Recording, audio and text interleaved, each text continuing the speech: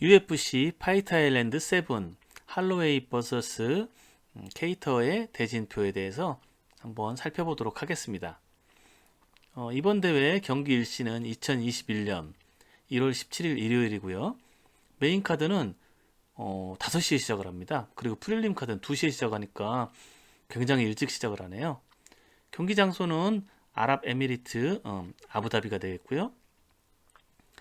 메인 이벤트는 맥스 할로웨이 대 켈빈 케이터가 맡고 있고, 프릴림 카드 메인 이벤트는 필립 포스 대 나스두린 이마보프가 되겠습니다. 그러면 프릴림 카드부터 살짝 훑어보도록 하겠습니다. 프릴림 카드 경기를 보니까 일단은 오마리 아크메도프하고 톰 브리즈 경기가 있네요. 오마리 아크메도프는 크리스 와이드먼하고 싸웠지만 그 인생의 가장 큰 기회였죠. 그런데 거기서 지면서 예상대로 인기가 없다 보니까 이 선수가 다음 시합을 계속 푸시될 수 있는 그런 빅네임하고 잡아주는 게 아니고, 그 와이드먼 레벨에서 잡아주는 게 아니고 좀 레벨이 떨어졌죠. 그래갖고 원래 마빈 베토리하고 하게 됐었는데, 그게 이제 아크메도프의 부상으로 빠지면서 그 다음 만난 선수가 이제 톰 브리즈가 되겠습니다. 톰 브리즈는 만년 기대주죠. 근데 승패를 번복하고 있는데 이길 때는 굉장히 잘 이겨요. 그러면서 기대된다 이랬다가 또 질 때는 또 허무하게 지면서 또 실망감을 굉장히 안겨주는 선수라서 뭐 이번에는 또 어떨지 모르겠네요.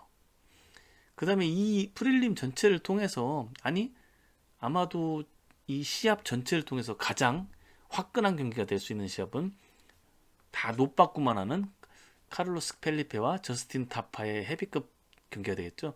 뭐 이 선수들 그냥 노빠꾸죠. 뒤로 물러서질 않습니다. 그리고 스윙을 해버리죠. 그러니까 이 선수들 시합은 뭐 하나는 나가 떨어질 것 같고 그냥 재밌을 것 같습니다. 그냥 재밌게 보면 될 것 같습니다. 그 다음으로 우이아난하고 원래 베치코에이아가 붙게 돼 있었는데, 베치코에이아가 이번 시합이 은퇴 시합이었죠. 하지만 베치코에이아가 갑자기 맹장염 수술을 받게 되면서 조셀린 에드워즈라는 신예 선수가 급하게 들어왔고, 그래서 뭐 시합 자체는 별 의미가 없을 것 같습니다.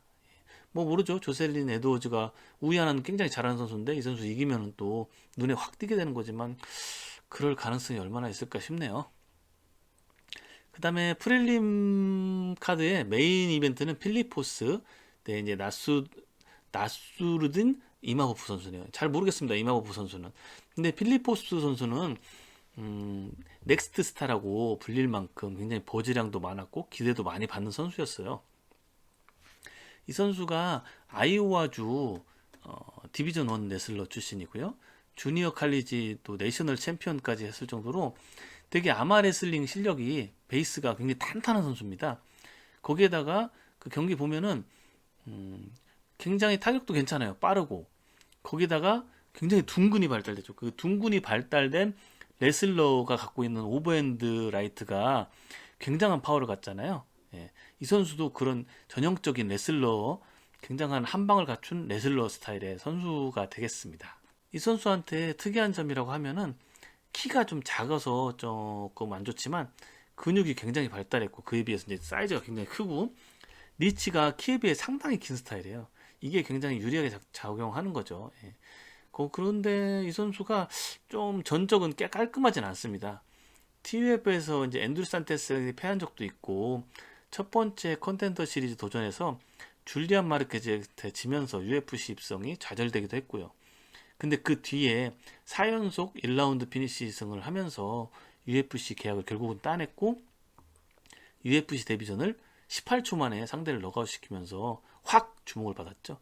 근데 그 선수가 사실은 호주 대회 땜빵으로 이제 로컬 선수를 구하여서 들어온 선수이기 때문에 그렇게 뭐 그 시합이 의미가 있다 할 수 없고, 이번 시합이 UFC 진정한 데뷔전이라고 할 수 있겠죠. 필리포스 뭐 굉장히 상당히 발전 가능성이 높은 선수로 한번 주목해 볼 필요가 있는 선수라고 생각합니다. 네, 그러면은 메인 이벤트로 한번 가보도록 하겠습니다. 메인 이벤트에서 이제 오프닝을 맡은 경기는 푸나헬레 소리아노 선수와 그 다음에 그 상대는 두스코 토도로비치가 되겠습니다. 두 선수 다 무패입니다. 그리고 굉장히 기대감을 갖게 하는 그런 선수들이거든요. 푸나엘레 소리아노는 그 UFC 데뷔 전에 오스카 피오타 선수였거든요. 오스카 피오타가 승패를 또 많이 있고 크게 성공하지 못했지만 UFC에서 그래도 미들컷에서 꽤 강한 선수인데 이 선수를 데뷔전에서 1라운드 만에 너가웃 시켰다는 거는 좀 주목할 필요가 있습니다. 그 경기 보니까 이 선수 레프트가 위압감이 엄청난 선수거든요. 거의 뭐 머니 웨폰입니다. 그런데 그래플링 쪽에서는 좀 완성된 모습은 아니었고 그 묵직한 펀치 요거하고 익사이팅 요거를 가지고 싸우는 선수인데 보니까 7번의 승리 중에 6번이 1라운드 피니시네요. 완전 피니셔입니다. 네. 근데 반면에 상대 투스코 토도르비치는 완전 반대 스타일입니다. 이 선수 10승 무패 UFC 데뷔 전 디칸 타운샌드를 2라운드에 피니시 시켰죠. 근데 이 선수는 가벼운 스텝, 좋은 타격, 그리고 클린치 상황에서의 헤드 컨트롤과 바디샷, 그리고 주짓수 블랙벨트의 강력한 그라운드 게임, 이런 웰라운드함, 이런 걸 보여주는 선수인데 그에 반해서 파워가 약간 부족하고 클린치 게임을 하면은 그걸 주 게임으로 써버리면은 그 뒤에 체력 저하가 좀 많이 와요. 그리고 이 선수의 특징이 가드가 없이 이렇게 상대 타격을 피하고 카운터를 집어넣는 건데 이게 항시 마이너 무대에서도 좀 위태위태했는데 과연 그래도 통했죠 잘. 근데 UFC 레벨에서도 이게 통할까? 저는 그게 약간 좀 단점으로 보이는 선수입니다. 두 선수가 스타일이 되게 상반되는 선수들이죠. 예, 과연 두 선수가 중에 어떤 누구의 게임이 더 강할지 그게 중요해 보이는 시합이네요. 아무튼 두 선수 다 되게 기대가 되는 선수들입니다. 그 다음 시합은 호아킨 버클리가 나오네요. 네, 호아킨 버클리하고 3연패 중인 알레시오 디키리코의 경기인데요. 호아킨 버클리는 2020년 최고의 한 해를 보냈죠. 뭐 북미 스포츠 역사상 모든 뭐 NBA니 뭐 NFL이니 뭐가 있죠 또, 예, 뭐 메이저리그니 이런 거 중에 최고 하이라이트 조회수 그 하이라이트 조회수가 이 호아킨 버클리가 제일 높았습니다. 그 정도로 엄청난 버즈량을 기록한 선수고 또 그 기세를 이어서 조단 라이트를 또 화끈하게 너가웃 시키면서 최고의 한 해를 보내고 스타로 떴죠. 반면 알레시오 디키리코는 뭐 3연패로 지금 하향세인데 그래도 그 세 경기가 나쁘진 않았어요. 그리고 이 선수가 이제 아직은 커리어 17번의 시합 중에 너가웃을 당한 적이 없거든요. 이 경기에 좀 관전 포인트라고 하면 호아킨 버클리가 이 턱이 강한 알레시오 디키리코도 너가웃 시킬 수 있느냐. 그래서 2021년에도 이 선수의 상승세가 이어질 수 있느냐. 이게 가장 중요한 관전 포인트라고 하겠죠. 디키리코는 가족, 3연패 중이니까요. 가족, 첫째 아들, 3월에 또 둘째 아들이 나온다고 하는데 이 우리 가족을 위해서 이번에 모든 것을 쏟아부어서 승리를 거두겠다. 뭐 이런 출사표를 던지고 있습니다. 네, 그 다음으로 26개월 만에 산티아고 폰지니비우가 복귀합니다.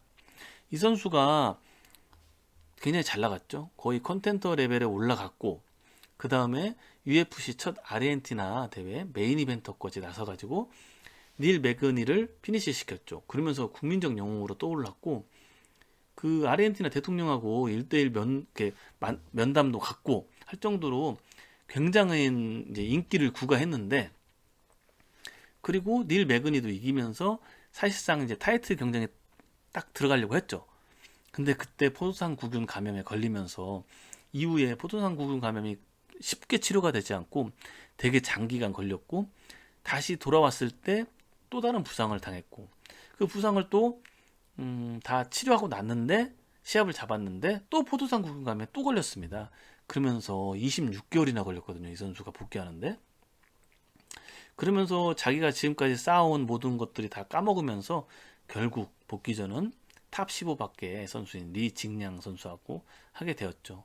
뭐 본지니비오가 로비라울러고 잡혔다가 안 되고 무슬림 사리코프하고 잡혔다가 안 되고 결국 상대가 세 번째로 바뀌었는데 셋 다 보면은 탑 15 밖의 선수들이죠. 결국 UFC에서는 26개월을 쉬고 온 본지니비오한테 너 예전 기량은 못 믿겠다. 탑 15 밖에서 검증을 받고 다시 시작하자 뭐 이런 의미가 될 수 있겠죠. 예. 리질리앙 선수도 닐 매그니한테 지면서 뭐 그 한때 탑 15 안에도 들었었는데 이제 다 다시 자신의 자리로 돌아갔고 그 다음에 드와이트 그랜트하고 하기로 했는데 코로나19 양성 반응으로 이제 그 선수를 잃으면서 상대가 필요했죠. 그러면서 두 선수 다 이렇게 상대가 필요한 상황에서 필요에 의해서 맺어진 매치업이라고 하겠습니다.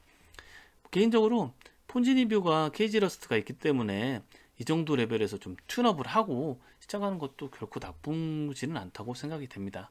근데 폰지니비오는 그 오르테가 예를 들면서 오르테가는 랭킹에도 계속 있고 뭐 딱 복귀 전 했을 때 정찬성하고 메인 이벤트도 주고 이랬는데 자기한테는 그런 기회를 안 준다고 되게 불만 섞인 말도 하기도 했는데 개인적으로는 이 정도가 튠업 파이터로 하는 게 더 좋다고 생각합니다. 그리고 오르테가하고 폰지니비오는 비교할 레벨은 아니죠. 예, 폰지니비오가 좀 욕심이라고 생각합니다.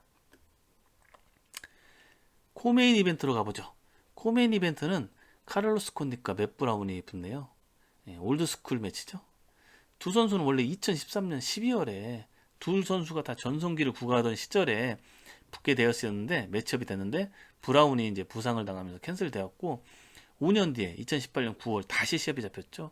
하지만 또 브라운이 십자인대 파열 부상을 당하면서 캔슬되었습니다. 그 뒤에 뭐 둘 다 은퇴도 하고 뭐 이렇게 됐었죠. 그리고 카를로스 콘디는 복귀했지만 계속 졌고 결국 5연패를 하는 상황까지 그 은퇴 전부터 시작해서 5연패를 하는 상황까지 몰렸는데 최근에 코트 맥기를 이기면서 다시 승리 트랙에 돌아왔지만 예전에 카를로스 콘디의 모습은 보이진 않았죠. 맷 브라운은 사실 복귀한 다음에도 2연승 하면서 되게 잘했어요. 근데 그 당시 잘 알려지지 않았던 미구엘 바에자한테 노가우패 당하면서 되게 깜짝 놀랐었죠. 하지만 알고 봤더니 이 미구엘 바에자 선수가 굉장히 잘하는 선수고 특히나 UFC에서 이 선수 하나 믿고 이거 발음이 진짜 어렵더라고요. 푸에르토리코 그 대회를 개최하려고 할 정도로 되게 그 로컬 스타로 키우는 선수였더라고요. 예. 결국 뭐 아무튼 이 얘기는 몇 중요한 건 아니지만 카를로스 콘디과 맷 브라운이 올드스쿨이 코메인 이벤트를 장식한다. 뭐 랭킹이나 뭐 이런 거에 의미는 없고 그냥 향수를 불러오는 그런 시합이라고 할 수 있겠죠. 예. 두 선수 너무 현역이 지금도 현역이지만 예전처럼 전성기 시절처럼 막 혈전을 벌이고 서로 막 맞고 너무 많이 맞고 이런 시합을 늙었으니까 안 했으면 좋겠습니다. 그냥 어느 선수 하나가 깔끔하게 이기든지 두 선수 이제 발달된 신체 능력은 떨어졌지만 발달된 기술을 시연할 수 있는 그런 시합이 되었으면 좋겠네요. 네, 마지막으로 메인 이벤트 맥스 할로웨이, 켈빈 케이터 시합은 얘기하겠습니다. 뭐 자세한 사항은 이 시합은 제가 유튜브 영상으로도 올려놨고 분석을 올려놨고 저기 내 블로그에도 제 블로그에도 해놨으니까요. 그거 읽어보시면 좋을 것 같고요. 개괄적으로 설명을 드리면은 케이터가 잽과 원투로 싸우는 선수, 복싱으로 싸우는 선수죠. 근데 잽이 굉장히 뭐 좋아요. 뭐 탑 레벨이죠, 이 선수. 그리고 그 잽이 그냥 좋기만 한 게 아니고 그 패더급 내에서 케이터가 크잖아요. 키도 크고 리치도 길고 하다 보니까 뭐 복싱 실력 자체가 좋은데 어떤 신체 조건까지 되어버리니까 이 선수보다 작은 선수들은 뭐 잽에 막혀 들어가지조차를 못하죠. 케이터 안쪽으로. 예. 그런데 이 선수의 그 약한 면모를 보인 시합이 모이카노 그리고 자빗 마고메드 샤리포프인데 이 선수들이 다 랭키한 스타일이죠. 스피드를 가진 랭키한 스타일. 그러니까 마르고 키가 큰 선수이죠. 그런 선수들은 뭘 갖고 있냐면 긴 리치를 거리를 가지고 있죠. 리치와 거리를. 그러다 보니까 케이터의 잽이 잘 안 닿아요. 안 닿아요. 예. 이런 선수들이 근데 또 좀 스피드하다 보니까 이런 선수한테 조금 약한 면모를 가지고 있는데 할로웨이도 역시 뭐 리치는 좀 짧지만 그런 스타일이잖아요. 그러니까 좀 케이터가 고전할 수 있는 케이터의 잽 리듬을 찾기가 어려운 그런 시합이라고 할 수 있을 것 같고요. 근데 반면에 할로웨이는 좀 가드가 낮고 압박하는 스타일이라 그 켈빈 케이터의 명품 복싱이 할로웨이의 커팅 능력을 뚫고 앞면에 닿을 가능성도 되게 많아요. 예, 그런 시합이죠. 왜 뭐 모이카노나 자빗은 멀리 떨어져서 시합했는데 할로웨이는 가까이 붙어서 시합하는 스타일이고 할로웨이도 케이터 같이 뭐 케이터 같은 뭐 사이즈의 선수로 안 싸워본 건 아닌데 케이터처럼 굉장히 날카로운 복싱을 갖고 있는 선수하고는 싸워본 적이 없으니까 그 케이터의 압박 게임이 아니 할로웨이의 압박 게임이 고전할 수도 있는 스타일이라고 생각을 합니다. 그 자빗이나 모이카노에 비해서요. 하지만 할로웨이가 이제 자빗이나 그 모이카노에 비해서 가지고 있는 굉장히 좀 맷집, 그리고 그 들어가서 뭐 같이 공방을 할 수 있는 그런 브롤링 능력 이런 거, 그리고 워낙 그 스피드하고 빠르고 뭐 이런 스킬도 가지고 있고 그러죠. 예. 그리고 특히나 이제 케이트의 잽을 좀 무력화시킬 수 있는 앞손 이렇게 커팅 능력, 컨트롤하면서 커팅 능력을 가지고 있고, 뭐 원투에 대해서도 굉장히 그 디펜스를 잘 하는 그런 것들도 있고요.